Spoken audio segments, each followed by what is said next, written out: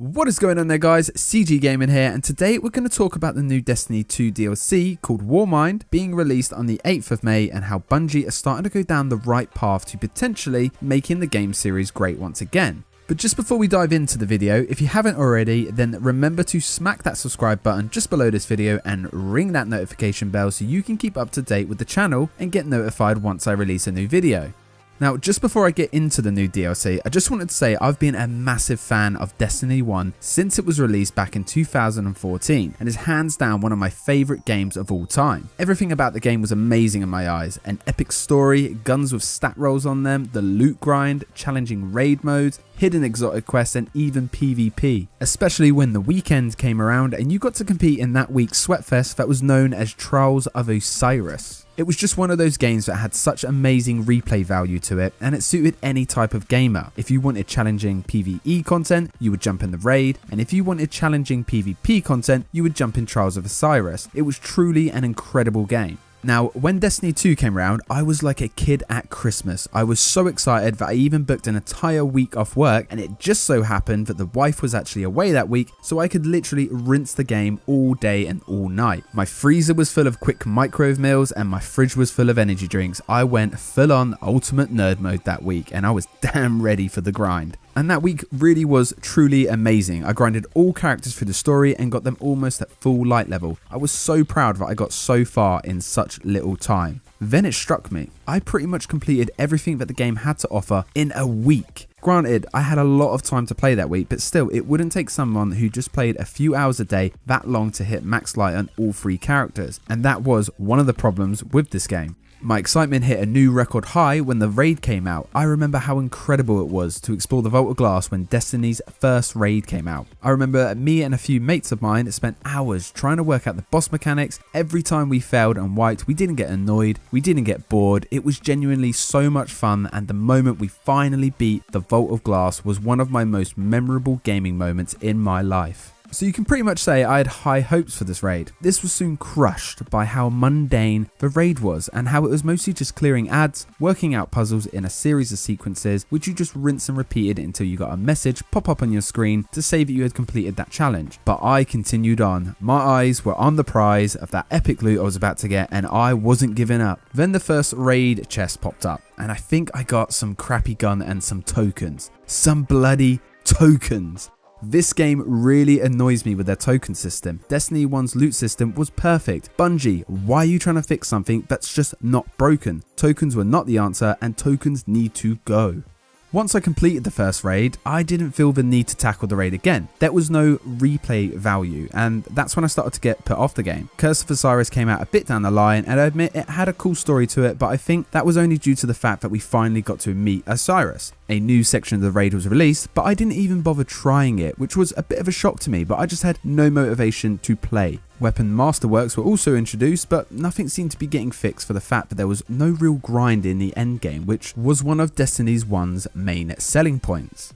In Season 2, a few cool features were brought out, including 6v6 Iron Banner, the return of Mayhem and Rumble game modes, but they were in a weekly rotation, which I think is a bit cheeky of them, some weapon tuning here and there, and Nightfall Strike unique rewards.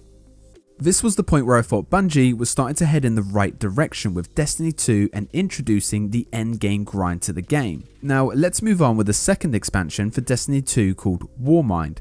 This DLC is being released on the 8th of May and has a bunch of changes coming along with it. The roadmap, which was released on the 11th of April, shows these changes, which are seasonal crucible rankings, private matches, vault space increase, multi-emote, exotic weapon masterworks, seasonal vendor progression, exotic weapon sandbox changes, heroic strike modifiers, and Nightfall challenge cards.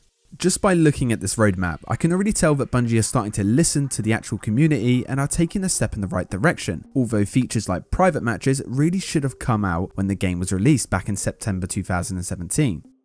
The DLC itself is going to have some new story missions that will bring you to the planet Mars and will be centered around Anna Bray, Rasputin, and the Clovis Bray Corporation, which I'm excited about as Rasputin has been popping in and out of the story since the first game, so it would be interesting to see how the story pans out. There's going to be a new patrol space on Mars called Hellas Basin, a new public horde mode on Mars called Escalation Protocol, which Bungie state is a public played triggered event where players fight escalating waves of enemies and slay challenging bosses alongside their fire team and other brave guardians on Mars. Locate and activate Escalation Protocol and then survive 7 waves of increasingly difficult combat waves to earn exclusive new armor and weapons. This event sounds very similar to the Archon's Forge and Court of Oryx events in the first Destiny game, but apparently it is quite challenging and may require a bit of pre-planning with your fire team to tackle it, but of course that's all speculation and could just be as easy as what Archon's Forge was back in Destiny 1. There's going to be new strikes named the Strange Terrain and Will of the Thousands, along with new weapons and armor, including exotics, as well as a relic weapon named the Valkyr Javelin, which is a spear that can be thrown at enemies with explosive effects or charged with power to deliver a devastating dive bomb attack, which does sound pretty awesome, and I'm pretty excited to see what the weapon is going to be like. There's going to be a new raid lair content for the Leviathan raid named the Spire of Stars, which I'm hoping is going to have its own new loot table and actual raid-like mechanics, but we will have to wait and see.